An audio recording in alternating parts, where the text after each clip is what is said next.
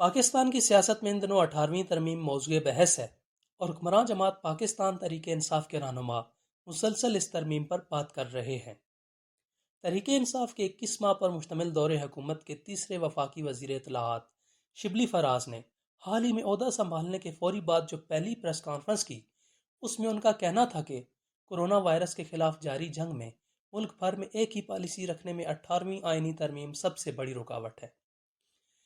انہوں نے اس کی منطق پیش کرتے ہوئے کہا کہ آئین میں کی جانے والی اس ترمیم کے بعد وفاقی حکومت صرف پالیسی گائیڈ لائن جاری کر سکتی ہے، تاہم قانونی اختیارات صوبوں کو منتقل ہو چکے ہیں۔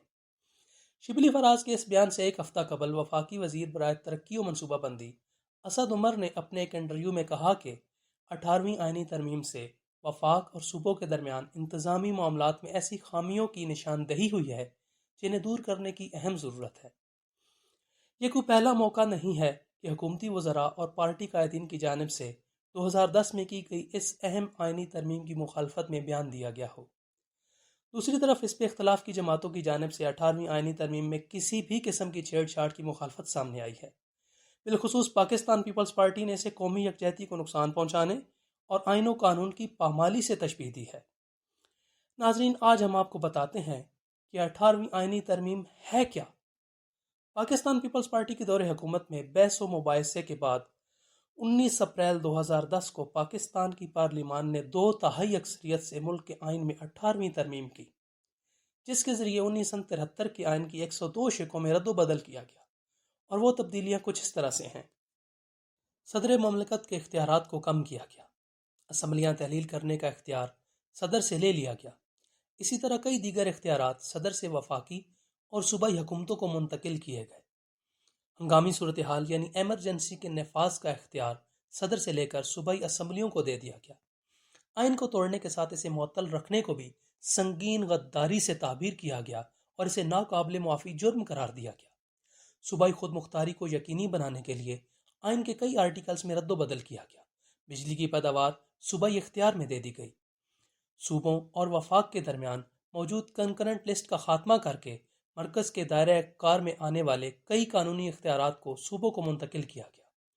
اعلیٰ عدالتوں میں ججوں کی تقرری کے طریقہ کار میں جوڈیشل کمیشن کے ساتھ پارلیمان کے کردار کو بھی شامل کیا گیا۔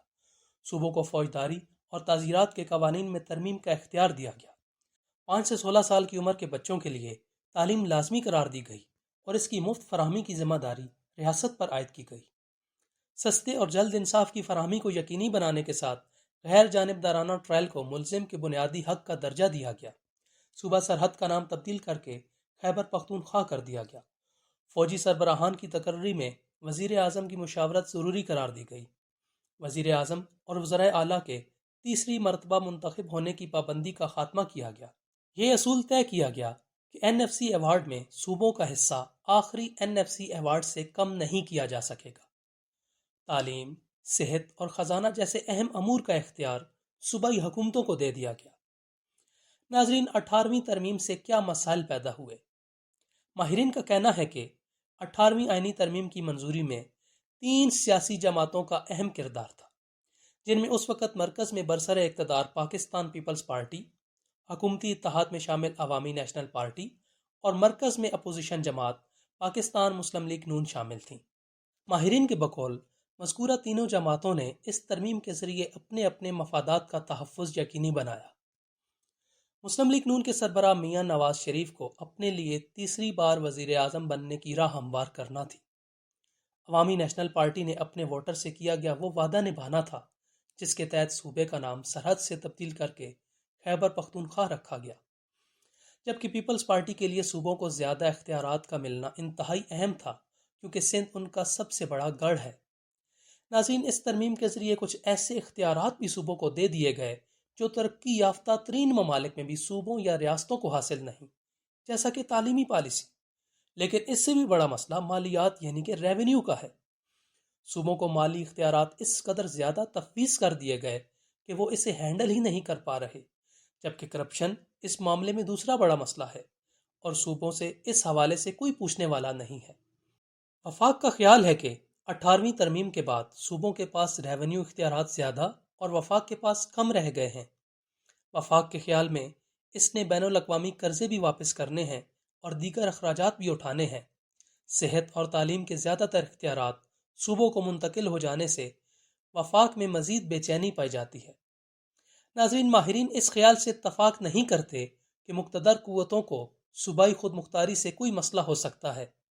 ایسے قانون موجود ہیں جن کے تحت وفاقی قوانین کو بہرحال صوبائی قوانین اور فیصلوں پر فوقیت حاصل ہے، لیکن سب سے اہم بات یہ ہے کہ 18ویں ترمیم سے اختیارات کا نچلی سطح پر ارتکاز نہیں ہوا، بلکہ صوبے طاقت کے نئے مراکز بنا دیے گئے، جس کی وجہ سے کراچی، لاہور، حیدرآباد اور ملتان جیسے بڑے شہروں میں بھی شہری بلدیاتی حکومتیں غیر فعال اور بے اختیار ہیں، کیونکہ ان کے فنڈز صوبے کنٹرول کر رہے ہیں۔ ماہرین کا کہنا ہے کہ وہ 18ویں ترمیم میں کوئی تبدیلی ہوتے نہیں دیکھ رہے، کیونکہ حکمران جماعت تحریک انصاف کے پاس پارلیمان میں 2/3 اکثریت نہیں ہے۔ ان کے بقول 18ویں ترمیم پر فی الحال بحث ہو رہی ہے، لیکن ہو سکتا ہے تعلیم اور صحت کے معاملات پر صوبوں اور وفاق میں کوئی اتفاق ہو جائے، مگر مالیات کے بارے میں اتفاق ہونا اتنا آسان نہیں ہوگا۔ امید ہے آپ کو آج کی ویڈیو میں بہت سی اہم معلومات حاصل ہوئی ہوں گی۔ کمنٹس میں اپنی رائے سے ضرور آگاہ کیجیے گا۔ مزید اچھی ویڈیوز کے لیے ہمارے چینل کو ضرور سبسکرائب کریں۔ بہت شکریہ۔